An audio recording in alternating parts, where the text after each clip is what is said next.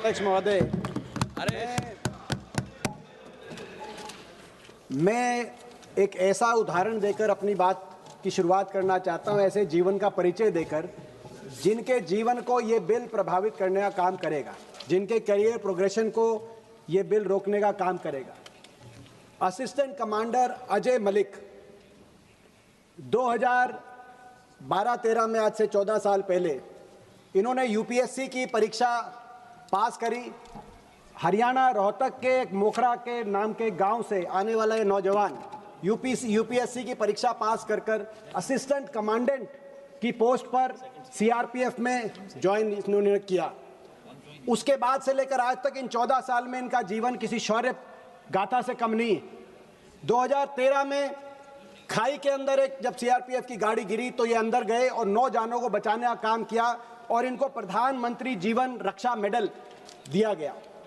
उसके बाद 2017 में जम्मू कश्मीर में जब ये तैनात थे, कोबरा बटालियन को लीड कर रहे थे, तो 3 हिजबुल मुजाहिदीन के आतंकवादियों को इन्होंने ढेर किया और इनको राष्ट्रपति पुलिस गैलेंट्री मेडल दिया गया। उसके बाद झारखंड में 1 करोड़ इनामी नक्सली को इन्होंने ढेर किया पिछले वर्ष, और इसी वर्ष सारंडा के जंगलों में अपनी टुकड़ी के नेतृत्व करते हुए, नक्सलियों का सामना करते हुए इन्होंने अपनी बहुत बड़ी कुर्बानी दी और इनका पैर उड़ गया, बम से उड़ गया और इनका पैर एम्पुटेट हो गया। आज ये नदन सीआरपीएफ के northern hospital, northern sector hospital Delhi में हैं। इन 14 साल में इन्होंने देश के लिए जो कर सकते थे किया, लेकिन आज तक भी इनको इंतजार है, प्रमोशन का इंतजार है। इनको प्रमोशन का, पहली प्रमोशन का इंतजार है। और ये अकेले ही नहीं है, राजस्थान से आने वाले चेतन चीता, जिन्होंने 9 गोलियां अपनी छाती पे सही लेकिन दुश्मन का मुकाबला करने में पीछे नहीं कदम उठाया। बिहार से आने वाले असिस्टेंट कमांडेंट विभोर, महाराष्ट्र से आने वाले, जहां से धैर्यशील बोल रहे थे, असिस्टेंट कमांडर सागर बुराड़े, जैसे सैकड़ों CAPF cadre officer, CRPF, BSF के कैडर ऑफिसर्स 15-15, 20-20 साल से अपनी पहली प्रमोशन के लिए इंतजार कर रहे हैं। यह मामला केवल प्रमोशन का ही नहीं है, स्वाभिमान का भी मामला, क्योंकि इनके साथ जो लोग उस समय इनके सहपाठी एक स्कूल से पढ़कर फौज में लेफ्टिनेंट गए, वो इन 14 साल में लेफ्टिनेंट से कैप्टन, कैप्टन से मेजर, मेजर से लेफ्टिनेंट कर्नल बन के अब कर्नल बन गए। जो इनके सहपाठी पुलिस में गए वो आज डीआईजी बन गए। स्वाभिमान, आज जब अपने सहपाठियों को वो देखते हैं, वो भी एक ऐसी फोर्सेस में आए थे जो फोर्स देश की रक्षा करती हैं, कुर्बानियां देती हैं, लेकिन उनको जब वो सलूट मारेंगे आंख से आंख मिलाकर, तो उस नौजवान के स्वाभिमान के बारे में आप सोचिए।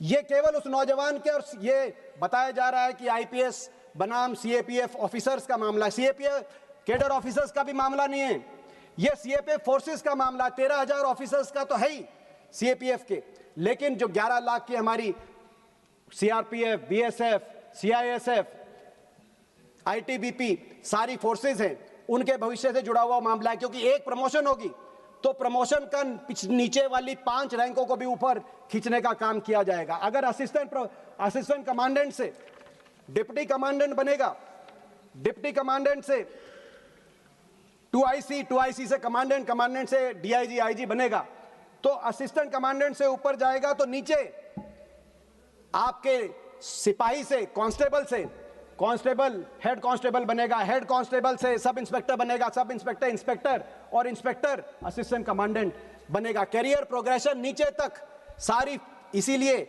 सारी फोर्सेस, केवल कैडर ऑफिसर्स ही नहीं, सारी फोर्सेस डिमोरलाइज हैं कि आप ये लेके आए हैं। आप सोचिए, अगर अजय मलिक का आज ये उदाहरण पूरे देश में जाएगा। राहुल जी मिलने गए थे, हमारे एक नौजवान साथी से राहुल जी अस्पताल में मिलने गए थे, लेकिन वो नौजवान आज भी हमारे केंद्रीय गृह मंत्री का इंतजार कर रहे हैं कि वो कब आएंगे, उनसे मिलेंगे, जैसे हम उनका इंतजार कर रहे हैं सदन में।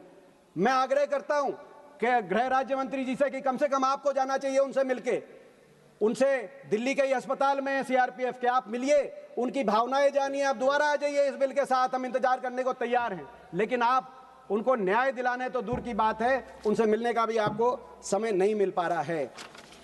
आज ये जो मामला है, ये मामला हमारे देश की सुरक्षा से जुड़ा हुआ है, सबने कहा है। एक दिन पहले इस सदन में 31 मार्च को गृह मंत्री जी ने कहा, बड़े गौरव के साथ कहा कि हमने नक्सलों को साफ कर दिया है।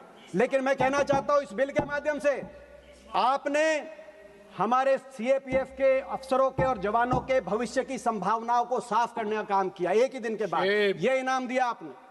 मेरे भाई कह रहे थे धैर्यशील कि आज हनुमान जयंती है। हनुमान जी का जब जयंती है तो हम गांव में बोलते हैं, जय हनुमान, जय बजरंग बली, तोड़ दुश्मन की नली। जिन्होंने दुश्मन की नली तोड़ी, हमारे सीएपीएफ के जवान अफसर, आज आप उनके भविष्य की नली तोड़ रहे हैं। आज आपने कहा कि इन जवानों ने और इन अफसरों ने 7.5 करोड़ पेड़ लगाए देश में, लेकिन आप उनके भविष्य की जड़ें काट रहे हैं।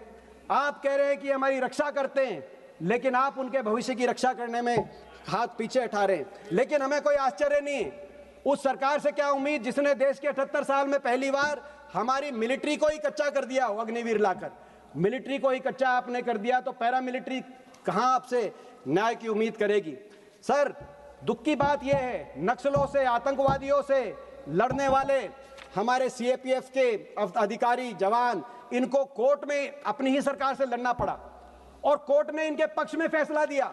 सुप्रीम कोर्ट ने कहा कि ये सीएपीएफ अधिकारी ये ऑर्गेनाइज्ड ग्रुप ए सर्विस के हकदार हैं, OGAS। ये पहला इनको एक जीत मिली और कहा कि सरकार तुरंत कैडर रिव्यू करे, सर्विस रूल बनाए।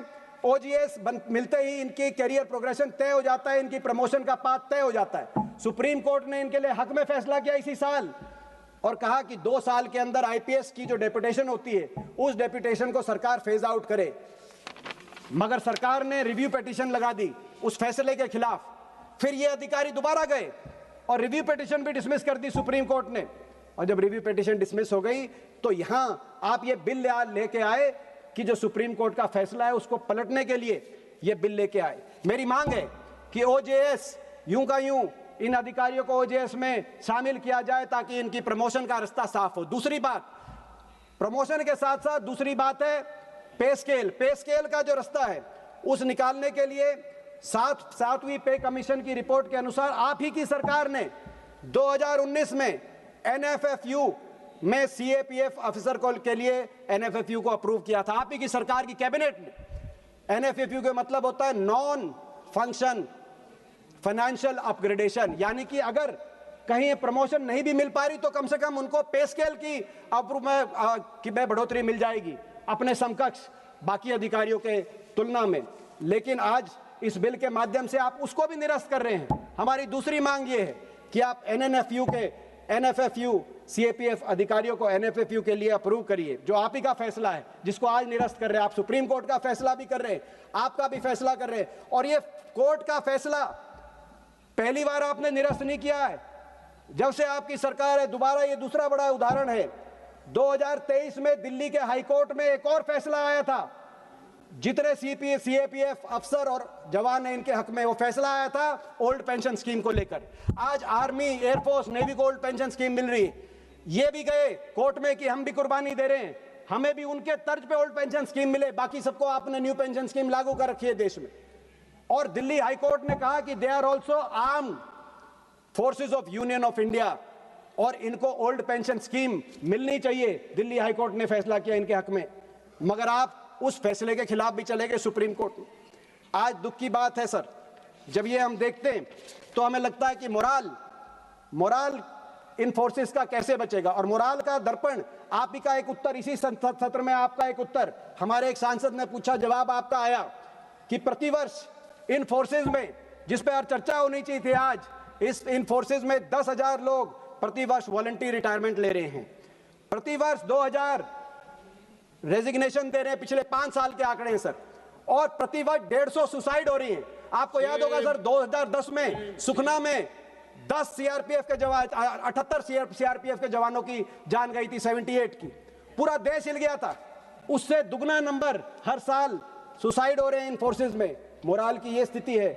चिंता होनी चाहिए थी मोराल पर, लेकिन चिंता आप लेके आए कि कोई अगर सुप्रीम कोर्ट ने इनके साथ न्याय किया उसको भी आप अन्याय करने के लेके आए। तो मेरी मांग है सरकार से कि इनके मोराल को देखते हुए, इन फोर्सेस को देखते हुए इनको मजबूत करने के लिए कुछ सरकार तुरंत फैसले करे, बिल के भाग बना के ले आए, OGS देने का काम करे, NFFU देने का काम करे। सर, छुट्टी जो 100 दिन का गृह मंत्री जी ने ही कहा था, लेकिन 100 दिन छोड़िए, आज अर्न लीव केवल 60 जो है बाकी फोर्सेस को मिलती है, CISF को तो केवल 30 दिन की मिलती है।